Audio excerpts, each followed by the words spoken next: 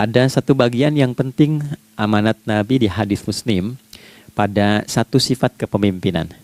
Bahwa di antara sifat pemimpin dan yang dipimpin itu harus selalu membangun kekompakan dengan nilai cinta dan doa. Ini yang sering dilupakan. Nabi pernah menyampaikan, dan penyampaian ini, hadis ini didokumentasikan oleh Imam Muslim dalam satu kalimat yang singkat, padat tapi mengikat. Khiyaru a'immatikum man tuhibbunahu wa yuhibbunakum. Pemimpin yang baik itu adalah pemimpin yang kalian mencintainya dan ia pun mencintai kalian. Nah, membangun cinta itu salah satu jembatannya dengan doa. Oleh karena itu, di antara doa yang dianjurkan saat Anda memulai pekerjaan, itu bukan hanya untuk pribadi, lancarkan pekerjaan saya, tapi juga sehatkan pimpinan saya. Pimpinan mendoakan sehatkan anggota saya, sehingga semua itu melahirkan sifat harmoni yang memberikan kenyamanan dan kebahagiaan dalam bertugas. Nah, izinkan saya mengawali dengan itu dulu, karena itu di antara sunnah yang seringkali terlupakan. Sehingga bekerja itu lebih banyak dilakukan dengan tekanan menyelesaikan tugas dibandingkan dengan rasa cinta untuk bisa memberikan nilai ibadah di dalamnya. Yang kedua, semoga sholat kita diterima oleh Allah Subhanahu wa Ta'ala. Nah, yang kedua ini tidak cukup dengan amin. Kita harus tahu dulu standar penerimaan itu seperti apa. Dan yang kedua, kenapa harus sholat? Ini poin pokoknya. Mengapa sih umat Islam itu cukup hanya misalnya dengan bersyahadat saja dipandang sudah berislam, lalu berbuat baik? Kenapa mesti ada sholat? Kenapa bahkan yang pokok sampai 5 waktunya? Dan jumlah rakaatnya pun diatur sedemikian rupa, sampai teknisnya pun dijelaskan dengan rinci. Saking rincinya, bila ada yang menyimpang dari rincian itu, maka dianggap sholatnya tidak sah dan mesti diulang. Shallu kama ra'aitumuni usalli. Sholatlah kalian seperti kalian persis melihat aku menunaikan sholat. Dan dalam sholat inilah kemudian ada sanad yang tersambung secara ketat sampai-sampai dalam hadis Muslim nomor hadis 397. Demikian di Al-Bukhari juga diabadikan di nomor hadis 757 oleh sahabat Abu Hurairah. Sanadnya tersambung kepada Khalad bin Rafi Az-Zuraiqi, seorang yang sholat di samping Nabi tapi bermasalah sholatnya. Lalu Nabi meminta beliau untuk mengulangi sholatnya. Sampai 3 kali peristiwa itu, hingga beliau berkata, Ya Rasulullah, au kama qala, alimni ma uhsinu ghairah. Ya Rasulullah, tolong ajarkan kepadaku, karena aku tak punya pengetahuan lebih dibandingkan dari apa yang telah aku kerjakan. Nah, dari dasar ini melahirkan satu pertanyaan kritis, ya, dan juga perlu argumentasi yang kuat secara syariah mengapa kita menunaikan ibadah sholat. Baik teman-teman sekalian, karena waktu kita sangat padat, ya, kita manfaatkan sebaik-baiknya. Saya mohon izin, kajian kita akan lebih fokus kepada inti materi sehingga manfaatnya lebih banyak kita dapatkan. Salat satu-satunya amalan di dalam Islam yang mencakup 4 bagian pokok dalam beragama. Jadi ketika seseorang menetapkan dirinya beragama dan ciri satu nilai agama itu bernilai benar, ya, dalam nanti kalau kita mau komparasikan atau kita riset, itu ciri pokoknya ada 4. Satu, ada aspek namanya aspek keyakinan, ya, tauhid atau akidah. Nggak mungkin kan beragama kalau nggak yakin, ya, karena itu pasal 29 ayat kedua itu mengandung nilai keyakinan. Negara menjamin kemerdekaan tiap-tiap penduduk untuk memeluk agamanya masing-masing dan beribadah menurut agama dan kepercayaannya itu. Ya, jadi nggak mungkin kita bisa menghasilkan nilai kepercayaan dan ibadah kalau tidak ada unsur keyakinan. Atau bahasa kitanya disebut dengan iman. Ya, iman itu nanti juga dipaku dalam setiap nilai kebangsaan di konteks Negara Kesatuan Republik Indonesia. Ini yang paling membahagiakan. Jadi mau jadi pegawai apapun itu syarat, ya, salah satu syarat yang melekatnya beriman dan bertakwa kepada Tuhan Yang Maha Esa, gitu kan? Ya, kemarin saya di BPK itu ada 11 bab Romawi, 40 pasal. Ya, di bab yang keempat pasal 13 tentang pemberhentian dan pengangkatan itu ada 11 poin A sampai K. Di poin B yang keduanya, syarat menjadi bagian dari anggota BPK itu beriman dan bertakwa kepada Tuhan Yang Maha Esa. Baik, di Undang-Undang Pendidikan Sisdiknas nomor 20 tahun 2003 itu kalau kita baca dari poin menimbang ada 4, di poin B-nya saja sudah ada iman. Ya, Undang-Undang Dasar 1945 mengamanatkan pemerintah mengusahakan satu sistem pendidikan ya nasional yang meningkatkan keimanan dan ketakwaan pada Tuhan Yang Maha Esa serta akhlak mulia, baru mencerdaskan kehidupan bangsa. Ya, secara singkat, satu, agama dianggap benar kalau ada doktrin keimanan, ada akidah, ada tauhidnya. Yang kedua, ada ibadahnya. Ya, sebagai pembuktian kita beriman, buktinya apa? Ya kan? Saya beriman kepada Tuhan, kita tetapkan, misalnya Allah. Apa pembuktian keberimanan kita kepada Allah? Ya, kan pembuktiannya itu mesti diwujudkan dalam bentuk sikap. Sikap itulah yang disebut dengan ibadah. Nah, konsepsi ini ada di Quran surah ke-20 Thaha di ayat ke-14. Innani anallahu la ilaha illa ana fa'budini. Ya, sungguh aku tegaskan bahwa akulah Allah, satu-satunya Tuhan yang layak dipertuhankan dan disembah. Ketika Anda mempertuhankan aku, fa'budni, maka buktikan kebertuhananmu kepadaku dengan menyembahku. Karena itu namanya Allah punya dua arti. Satu yang dipertuhankan, kan? Ilahun wahid. Yang kedua yang disembah. Ya, jadi yang dipertuhankan dan disembah. Oke. Tiga. Yang ketiga harus punya unsur praktikal atau implementatif dalam interaksi kehidupan. Ya, jadi bukan cuma nyembah Tuhan, bimbingan kehidupannya apa? Implementasi dari ibadah itu. Ya, ciri umat beragama itu kan bukan hanya sekedar saya yakin, beriman, saya ibadah. Terus bukti ibadah itu dibawa dalam berinteraksi hariannya seperti apa wujudnya. Ya, makanya ketika dulu orang itu jujur, orang itu bangga dengan kejujurannya bukan sebagai orang jujur, tapi sebagai muslim. Jadi ketika ditanya, kenapa Anda jujur? Karena saya muslim. Ketika ada seorang penggembala di Sahara yang sangat gersang, diuji oleh Umar bin Khattab, ingin diambil kambingnya, kan kisahnya viral kan? Baik ya? Oh, tapi ini bukan punya saya. Bilang aja pada tuan Anda, kalau kambingnya hilang satu dimakan serigala. Lantas di mana Allah? Jawaban itu yang menggetarkan kepada jiwa. Jadi kebenaran yang diungkap dengan sikap kejujuran itu implementasi nilai beragama. Nah, jadi praktek ibadah ada di muamalah. Oke, satu akidah, akidah dibuktikan lewat ibadah, ibadah diimplementasikan dalam muamalah. Itulah sebabnya nanti seluruh bagian tubuh kita ketika digunakan untuk bersifat dan bersikap, itu ada tuntunan iman di dalamnya. Oke? Misal, saya tanya begini ya. Ini mukaddimah ya, kita belum mulai nih. Saya tanya gini, apa fungsi mata? Tuh kan, sudah keliru kan? Nah, kalau hanya melihat, hewan juga melihat. Ya, coba kambing melihat, ya kan? Elang melihat. Lalu apa bedanya fungsi mata kita dengan mata hewan? Ternyata ketika kita meriset ayat-ayat Al-Quran terkait dengan fungsi tubuh kita, itu rata-rata dibuka dengan iman dulu. Quran surah 24, surah Cahaya, ayat 30 untuk laki-laki, 31 untuk perempuan. Qul lil mu'minin. Ya Muhammad katakan, viralkan pada pria-pria yang menyatakan dirinya telah beriman. Yaghuddu min absarihim.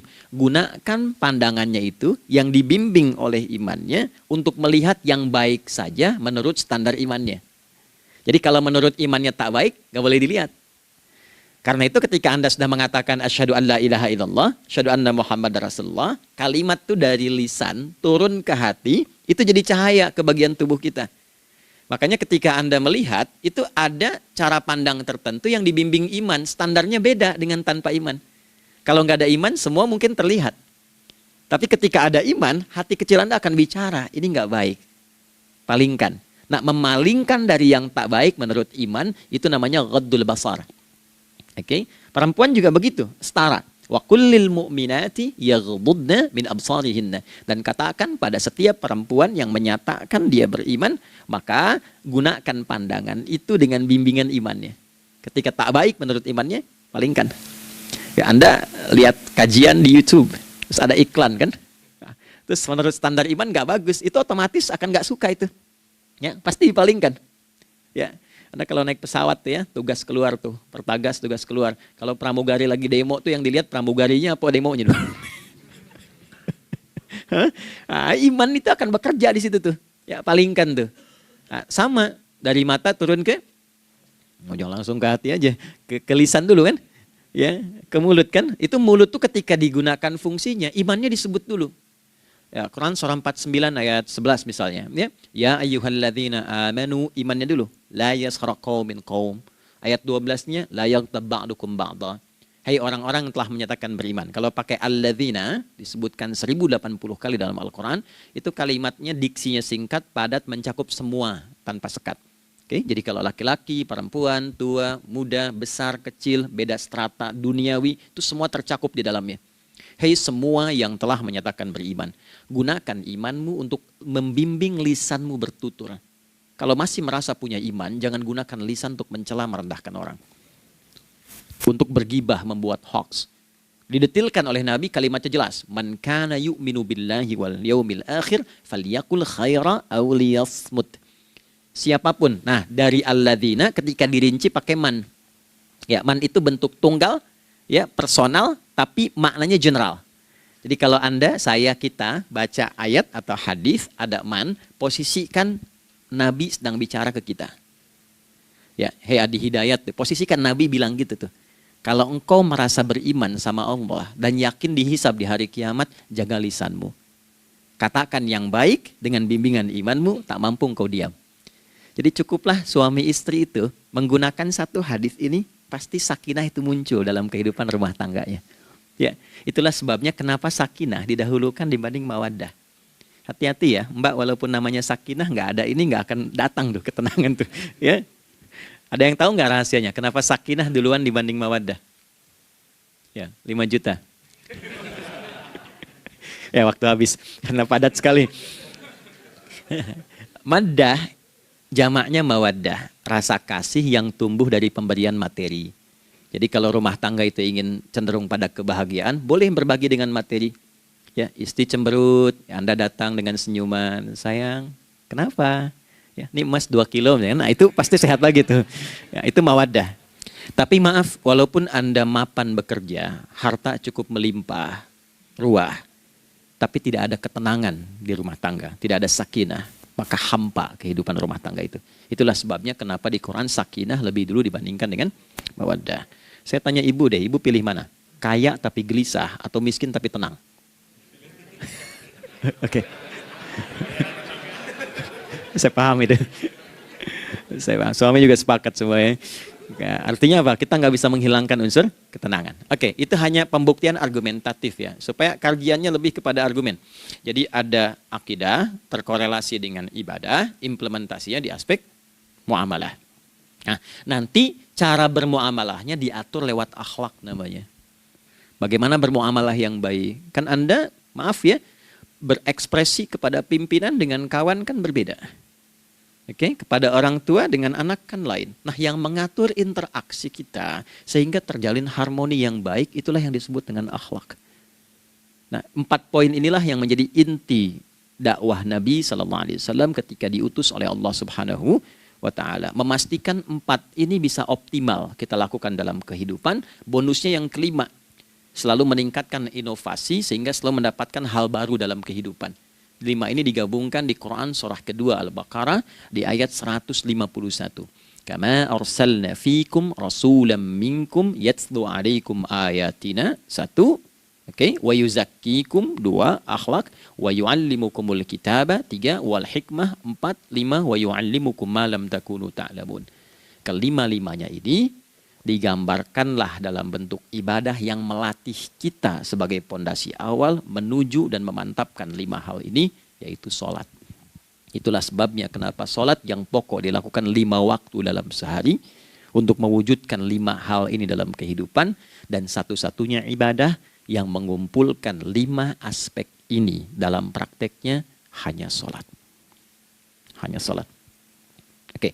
Mari kita detilkan, kita rinci, dan di sini kita akan mulai kajian kita. Yang tadi mukadimah ya. Baik, kita punya 30 menit. Wah, padat sekali. Bismillahirrahmanirrahim. 1.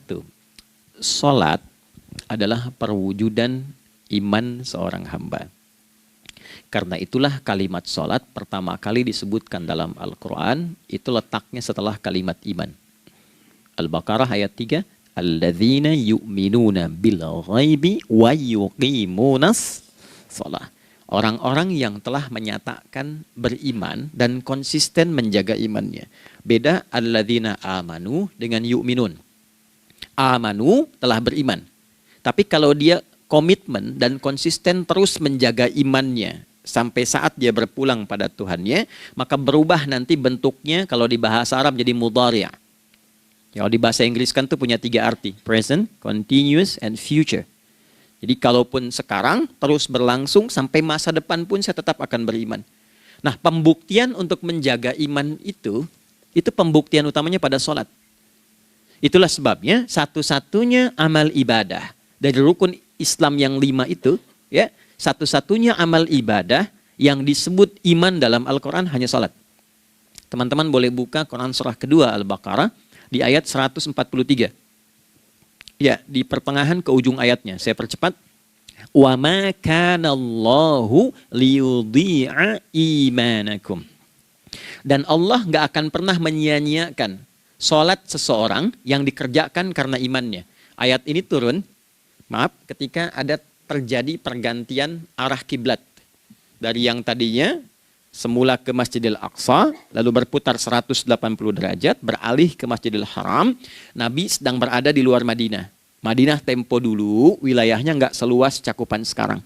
Oke, kalau diilustrasikan, area sekitaran Masjid Nabawi sekarang itulah Madinah lah. Di luar itu sudah di luarnya. Nah, Nabi sedang sholat, riwayatnya banyak menyebutkan, ada yang mengatakan zuhur, ada asar, ada maghrib. Di pertengahan itu turunlah Al-Baqarah ayat 144. Qad nara taqalluba wajhika fis sama' falanuwalliyannaka qiblatan tardaha fawalli wajhaka syatral masjidil haram. Maka berputarlah dengan turunnya ayat ini 180 derajat menghadap ke arah Masjid Al-Haram. Problemnya adalah ketika Nabi dan pengiring beliau kembali ke Madinah, area Masjid Nabawi, kan nggak semua masyarakat ikut. Maka virallah informasi itu bahwa kiblat telah beralih ke kiblat awal, yaitu Ka'bah Al-Musyarrafah. Maka penduduk panik pada saat itu. Status sholat kami yang tadi dikerjakan bagaimana? Karena sedang nggak bisa diulang, sudah pindah waktu. Maka turunlah kemudian firman Allah yang Al-Baqarah 143 itu, wa ma kana Allahu liyudhi'a imanakum. Karena engkau mengerjakan sholat itu dengan imanmu, maka Allah nggak menyia-nyiakan imanmu itu. Maksudnya apa? Walaupun arah kiblatnya tidak tahu mengarah kepada sisi yang belum berubah, tetap dihitung pahalanya sempurna karena imannya. Nah, ini nanti yang menjadi landasan turunnya Al-Baqarah ayat 115. Walillahil masyriq wal maghrib fa aina ma tuwallu fa thamma wajhullah. Kalau Anda sedang tugas nanti di lapangan, lalu sulit menemukan arah kiblat. Aplikasi susah karena sinyal nggak masuk misalnya. Oke, kemudian juga matahari agak remang-remang sehingga sulit untuk terlihat patokannya. Maka dengan keyakinan, dengan iman itu, menghadaplah ke arah yang kita yakini, maka berlakulah Al-Baqarah 115. Di saat itu diterima amal ibadah kita sama dengan yang menghadap kiblat dengan dasar imannya. Oke, nah pengertian terbaliknya, mafhum mukhalafahnya, maka Nabi mengatakan, al-farqu bainal mu'min wal kafir tarkus shalah. Beda antara orang yang beriman dengan yang belum beriman adalah pada sholatnya. Jadi kalau ada orang mengatakan sudah beriman dan tidak menunaikan sholat, ini artinya keimanannya belum diakui sepenuhnya oleh Allah Subhanahu wa taala. Jelas ya? Halo, kenapa sedih begini? Maaf saya terlalu cepat nggak? Enggak ya? Baik. Jadi dalam poin ini penting pembedanya di sholat.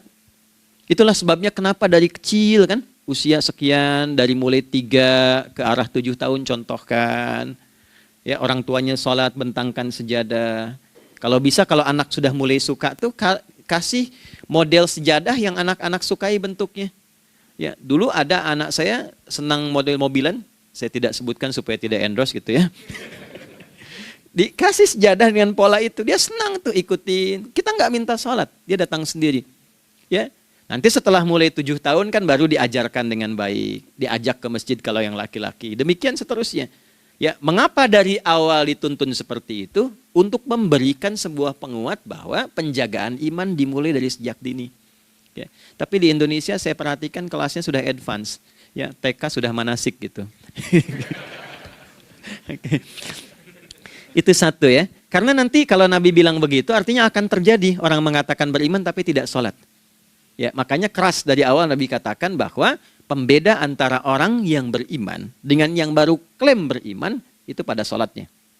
Ya, pada sholatnya. Mengerjakan sholat, maka sah status imannya. Tidak menunaikan sholat, maka bermasalah imannya. Itu poin yang pertama. Yang kedua, teman-teman sekalian, ibadah. Kita lanjut ya. Sholat adalah bagian pokok terpenting dari ibadah. Nah, di sini kita akan mulai membuka sedikit rahasia terkait dengan aspek ibadah ini. Teman-teman sekalian, ternyata sholat ini ketika oleh Allah diturunkan dalam Al-Quran, dalam konteks penunaian ibadah, bukan berarti hanya mengkoneksikan atau mengkorelasikan hubungannya dengan iman saja, bukan. Karena saya beriman, saya buktikan ibadah nyembah Allah lewat sholat. Dalilnya Quran surah ke-20 ayat 14. Innani anallah la ilaha illa ana. Aku tegaskan akulah Allah, nggak ada Tuhan yang layak dipertuhankan dan disembah kecuali saya. Fa'budni, kalau Anda telah menyatakan beriman padaku, buktikan keberimananmu dengan menyembah saya dalam ibadah. Bentuknya bagaimana ya Allah? Teruskan ayatnya. Wa aqimis sholata. Tunaikan sholat sebagai bukti ibadah. Itu li dzikri, sebagai zikir kepadaku. Jadi korelasi antara ibadah dengan iman, sudah kita sebutkan dalilnya. Sekarang ibadahnya tersendiri ketika ditunaikan, apa manfaat dari ibadah itu? Mengapa mesti ada 5 waktu? Dan apa turunan manfaatnya dalam kehidupan kita? Kalau kita mengerjakan itu, dampaknya kepada kehidupan kita apa? Nah, inilah indahnya di dalam Islam, dijelaskan dalilnya, diberikan contohnya, diberikan alasannya, dan yang paling indah, diberikan penjelasan dengan detail tentang manfaat-manfaatnya. Ini tidak ditemukan di dalam konsep keyakinan manapun. Kalau teman-teman boleh mau riset silahkan. Ada nggak satu keyakinan agama tertentu yang dari ibadahnya tuh diatur? Cara memulainya, bacaannya, detailnya, manfaatnya, waktunya, sampai dengan hasilnya, sampai kiamatnya. Ini menunjukkan bukan karya manusia. Bukan karya manusia. Kalau karya manusia setiap orang bisa buat itu. Ya, ketika ini menunjukkan bukan karya manusia, maka pertanyaannya dengan cara apa lagi Allah memberikan pembuktian pada kita bahwa Ia Tuhan yang hak yang harus kita sembah. Nah, kalau sudah paham, mari kita rincikan turunan tentang sholat ini. Kita mulai satu-satu teman-teman sekalian dari waktu sholat. Seperti kita ketahui waktu sholat ada 5. Tapi yang sering kita dapati dari yang 5 ini tidak semua orang mengetahui tentang makna dari nama dan pembagian di waktu ini. Yuk kita mulai rincikan. Sholat yang pertama namanya apa? Gak usah khawatir, menang gak dapat hadiah kalau benar. Salah juga keterlaluan. Oke, 1 subuh. Dia satu-satunya nama sholat yang punya 2 nama ya. Subuh dan fajar. Oke, Pak Fajar, Pak waktu sholat. 2, zuhur. 3, asar. 4, maghrib.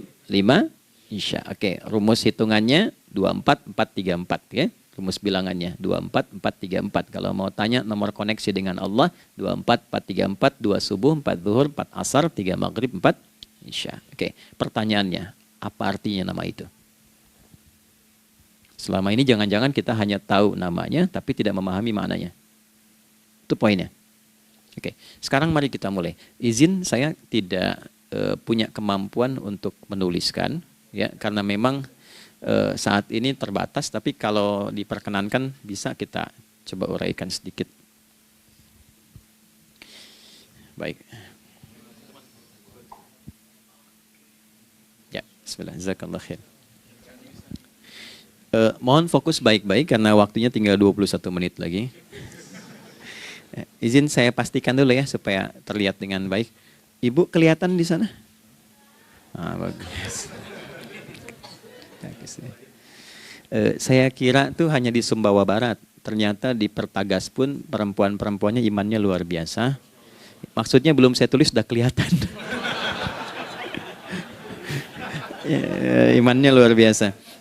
Oke, kita mulai dari yang pertama ya, 5 waktu sholat. Kita mulai dari 1 dulu, subuh, teman-teman saya turunkan dulu ya. Izinkan saya tulis pakai bahasa Arab dulu supaya gampang. 1, dia punya 2 nama, yang ke Arab ya, kalau yang gini angka Hindi. Anda yang di admin di komputer pasti tahu. Ada Al-Fajr. Kata subuh ditemukan di Al-Quran surah ke-81 At-Takwir ayat 18. Kalau keliru tolong diingatkan. Was-subhi idza tanaffas. Quran surah 81 ayat 18. Ya. Nggak usah di ilmu utak-atik ya. Oh ini kenapa 81 kalau dibalik 18? Itu cocok logi. Ya, abaikan aja itu. Ya.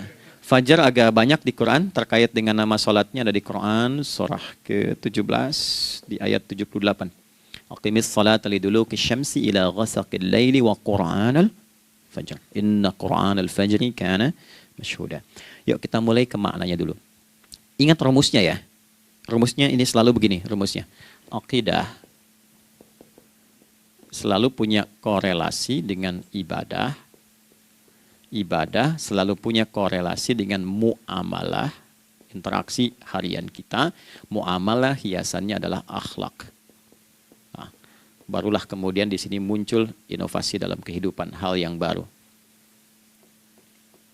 Hidup ya, yang mengacu pada dua kebahagiaan yaitu dunia dan akhirat. Ya, konsepsi ini nanti ditemukan di Quran surah kedua Al-Baqarah ayat 201 dan menjadi doa paling favorit umat Islam Indonesia saat ini. Rabbana atina fid dunya fil akhirati. Oke, ya cukup. Subuh. Ini rumus dasarnya. Dari akidah, kita beriman, pembuktian imannya lewat ibadah sholat. Apa hubungan sholat dengan aktivitas harian kita? Subuh asalnya terkorelasi dengan kata asbah. Oke? Asbah itu asalnya sesuatu yang sudah siap dengan rencana yang matang. Baik, orang Arab tuh kalau bertanya begini, kaifa asbahta ya akhi? Kaifa asbahti ya ukhti? Bagaimana kabarmu di pagi ini? Itu bukan hanya nanya kabar kesehatan. Beda dengan kaifa haluk, beda. Ya, itu bertanya bagaimana kabarmu hari ini, aktivitasmu bagaimana? Lancar, sudah siap, planning bagus dan sebagainya. Ya, itulah sebabnya ketika Allah bersumpah dengan awal waktu, penandanya adalah planning kegiatan. Ya, was-subhi dan aku bersumpah demi waktu subuh, awal mula untuk berkegiatan, idza tanafas, apabila sudah mulai bergerak. Bersamaan dengan nafas yang keluar itu, maka sudah jelas rencana yang dibuat. Ya, jangankan kita, semua alam itu, semesta itu seluruhnya bukan hanya bertasbih, tapi beraktivitas dalam tasbihnya. Di waktu subuh, matahari sudah mulai bersinar kan? Ya, dan sinarnya mengambil manfaat loh. Mengandung nilai manfaat, memecah keheningan malam dan menghilangkan kegelapannya. Gelap mulai hilang, datang kemudian sinar yang memberikan kita bimbingan untuk beraktivitas. Tumbuhan dimulai waktu itu sudah mengeluarkan oksigen, menyerap karbon dioksida. Saya waktu di Utrecht, di Delft di Belanda, ya, saya coba ingin membuktikan. Kan adzan nggak terdengar keluar ya. Jadi sebelum waktu subuh itu saya keluar, kebetulan flatnya waktu itu dekat area hutan yang agak rimbun, enak gitu, udaranya bagus. Itu sebelum subuh terasa karbon dioksida. Walaupun cuma beda hampir 1 menit.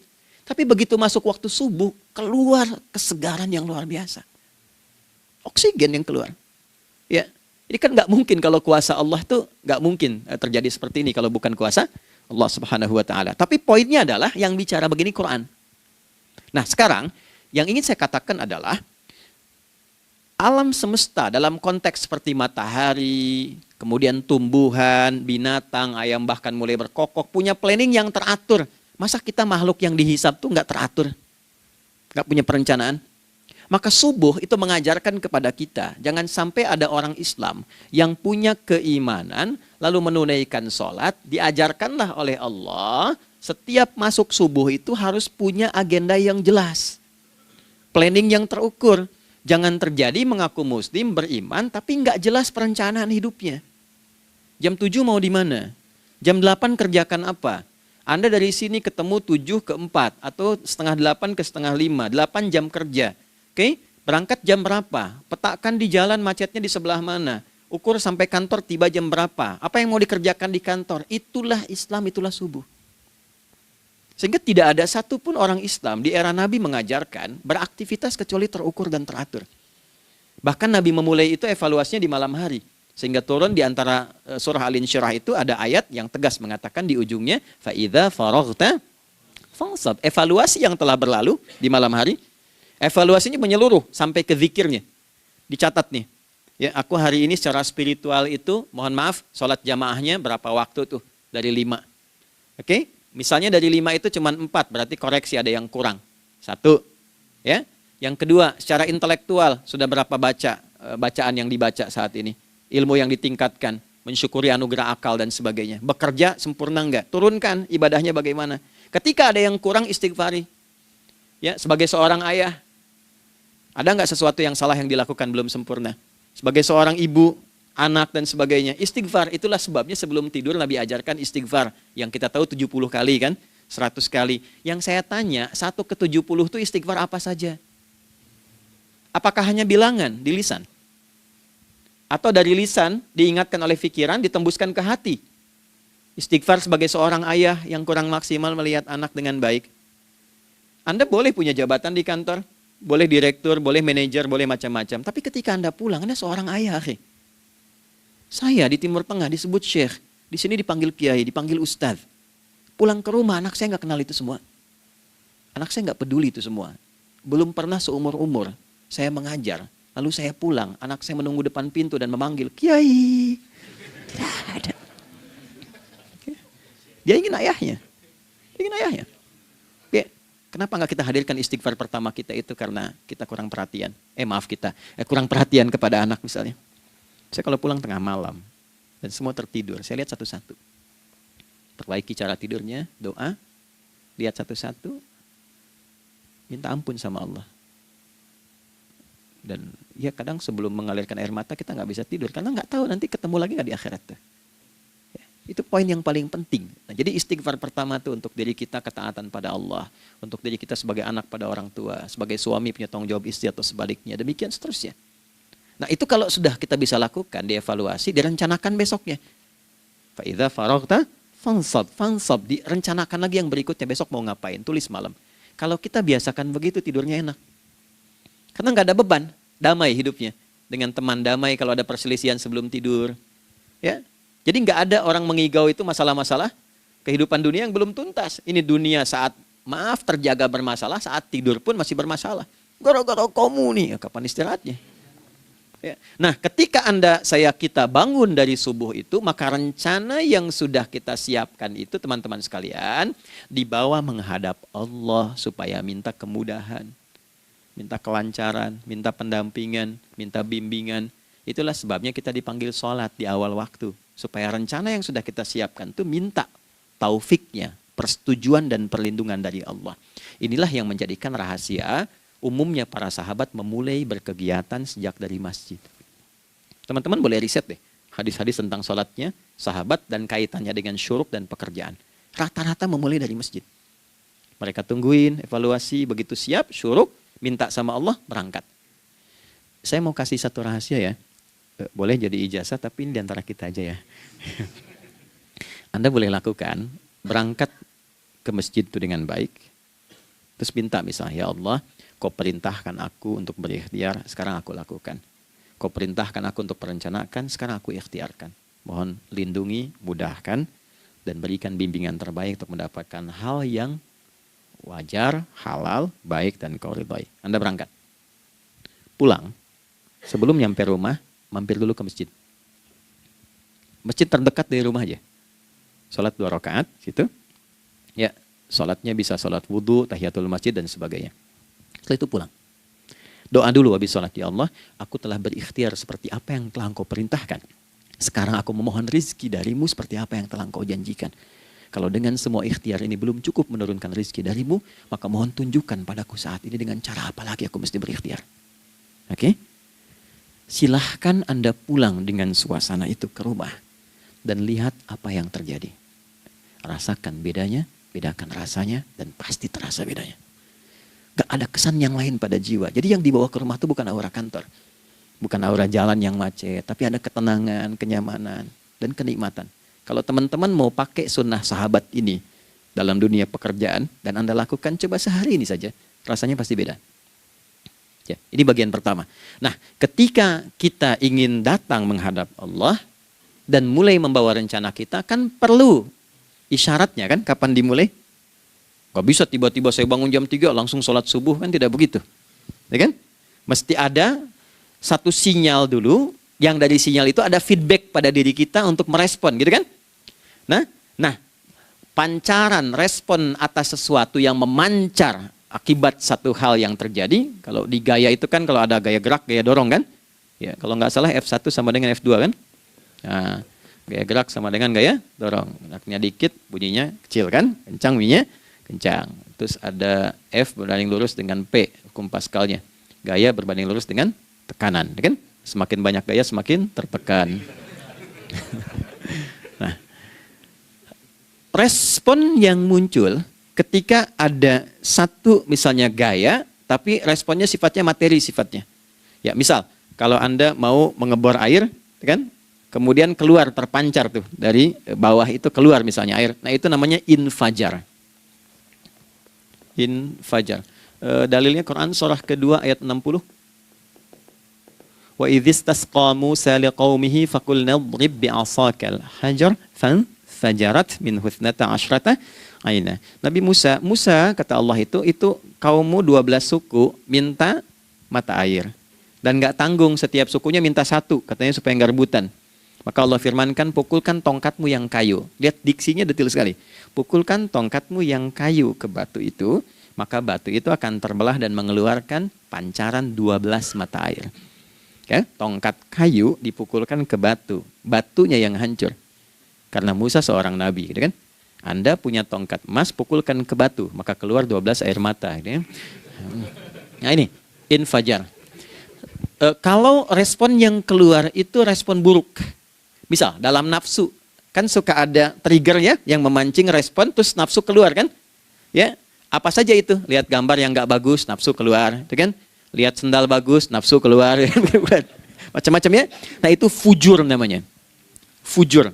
Hurufnya masih sama, cuma bentuknya berbeda. Fa, jimnya masih ada waw, ada ra-nya. Fujur. Quran surah 91 di ayat 7-10. Wa nafsi wa ma sawwaha fa'alhamaha fujuraha wa taqwaha. Fujur tembus ke nafas, nafas memerintahkan yang buruk disebut su. Nafas ketemu su jadi nafsu. Makanya nama lain fujur itu nafsu. Dalilnya Quran surah 12 ayat 53. Wa ma ubarri'u nafsi innan nafsa la'ammaratun bisu. Ya, la'ammaratun bisu'i illa ma rahima rabbi. Oke, nafas ketemu su. Teruskan. Tapi kalau pancarannya pada sifat yang baik. Oke? Membelah sesuatu yang gelap menjadi baik, terbuka, memancarkan respon panggilan yang baik, maka berubah katanya menjadi fajar. Oke? Matahari diperintahkan oleh Allah, diperintahkan membelah kegelapan malam. Keluarlah sinar pertamanya, disebutlah fajar. Kenapa? Karena ada respon kebaikan keluar darinya. Baik, perhatikan baik-baik, Quran surah kedua, ayat 187. Wa kulu washrabu hatta yatabayyana lakumul khaytul abyadu minal khaytil aswadi minal fajar. Itu untuk matahari. Kita lagi tidur enak-enak, sudah nyiapin rencana malam-malam. Tiba-tiba ada panggilan. Allahu Akbar, Allahu Akbar. Itulah tandanya hati kita mengkonfirmasi iman kita dalam diri kita. Cepat, sudah adzan. Pernah begitu? Nah, konfirmasi itulah dalam bahasa lain yang disebut dengan fajar namanya. Datang. Jadi waktunya matahari membelah disebut dengan fajar, konfirmasinya pun disebut dengan apa? Fajar. Ya, jadi bersamaan waktunya dengan dua hal itu. Datanglah panggilan. Itu yang dimaksud Quran, hubungan iman dengan konfirmasinya sampai ke sholatnya ada di Quran surah 8 ayat 2. Innamal mu'minuna iman. Alladzina idza dzukirallahu adzan. Wajilat qulubuhum iman. Jadi begitu ciri iman itu ada dalam jiwa, dipanggil lewat adzan, kan? Allahu Akbar, langsung merespon, ya Allah sudah adzan. Walaupun setelah adzan ada lagi getaran, baru adzan belum qomat gitu kan. Nah, misal ya. Nah, tapi inilah fajar. Jadi maksudnya rencana Anda ini agak jarang dibahas ya. Mohon maaf, ilmu ini agak jarang. Jadi jangan Anda bilang saya bid'ah, bukan. Ya, bukunya ada, referensinya ada. Cuman karena jarang dikaji, jangan sampai kekurangan pengetahuan menghukumi yang tahu jadi salah gitu. Ini poinnya. Jadi saya kalau bahas satu masalah itu bukunya saya kumpulkan. Tafsir awal sampai akhir yang ada apa, buku-buku tentang sholat apa, baru kita keluarkan. Jadi bagian topik-topik tertentu yang dibahas. Problemnya ketika membahas tentang ibadah cuma dua. Satu, tentang bacaan, doanya apa. Yang kedua, tentang gerakan, bagaimana mengerjakannya.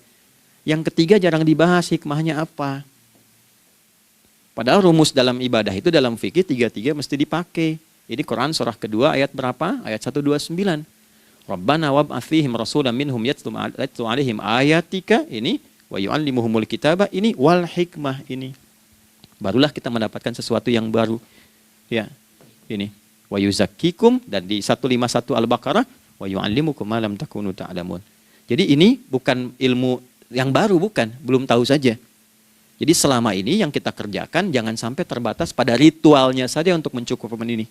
Hubungan ritual dengan ini apa gitu. Ya, jadi subuh ini mengkonfirmasi bahwa ada satu keteraturan dalam kegiatan kita. Ya, alhamdulillah. 2, siang. Oke, setelah subuh, fajar, sholat apa? Zuhur. Oke, saya tanya pada Anda, zuhur itu artinya apa? Sudah, cukup katakan Allahu a'lam. Waktunya terbatas ya. Sahabat ditanya nggak tahu Allahu a'lam. Anda sahabat bukan, tabi'in bukan. Zuhur. Waktu tinggal 4 menit lagi.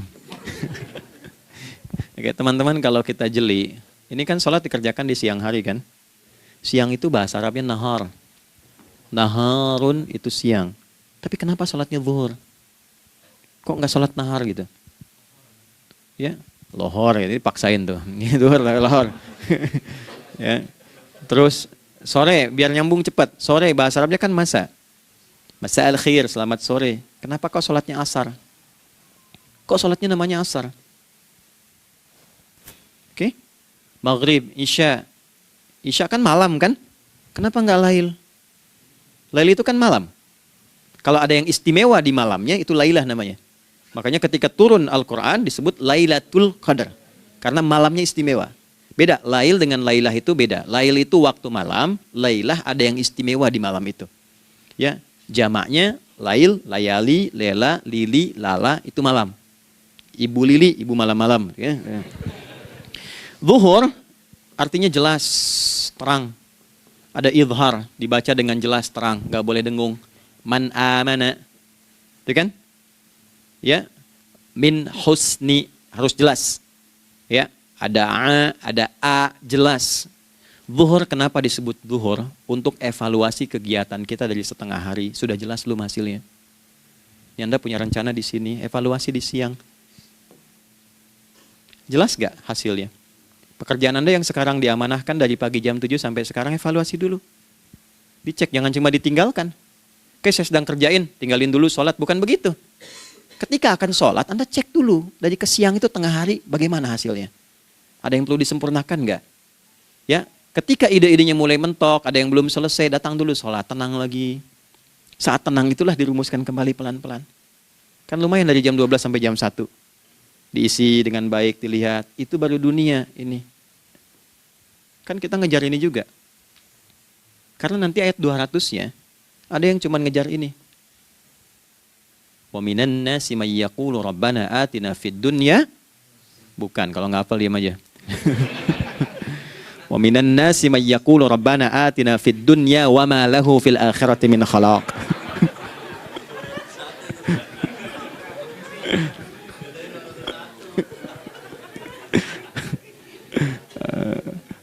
Paham kan?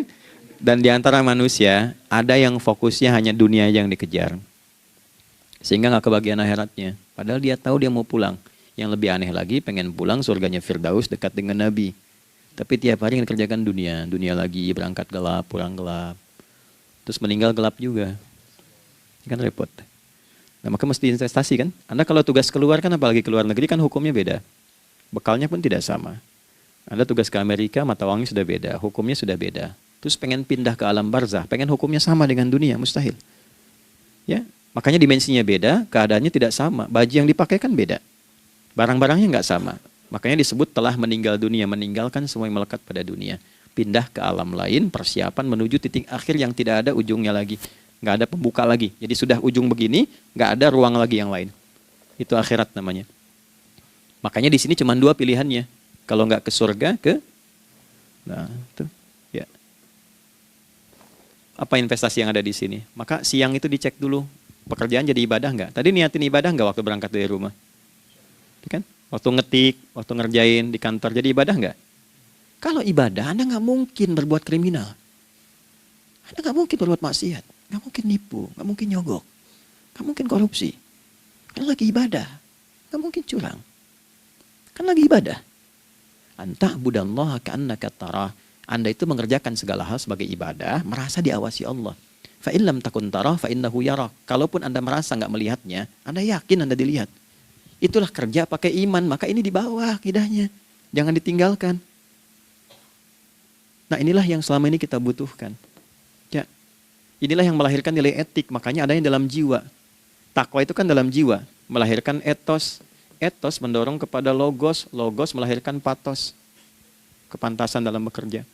Jadi Anda sekuat apapun ilmunya, kalau nggak punya etos, itu rusak. Jadi tidak cukup akal sehat. Jiwa yang sehat itu lebih penting. Banyak orang akalnya sehat. Ingat, akal itu tidak memberikan perintah. Dia hanya merumuskan satu instruksi dalam jiwa supaya mudah dilakukan dan dieksekusi oleh fisik. Jadi akal yang sehat itu seberapa pandai ilmunya, seberapa cepat mengeksekusi perbuatan. Tapi kalau yang dieksekusi itu dari perintah nafsunya, masalah.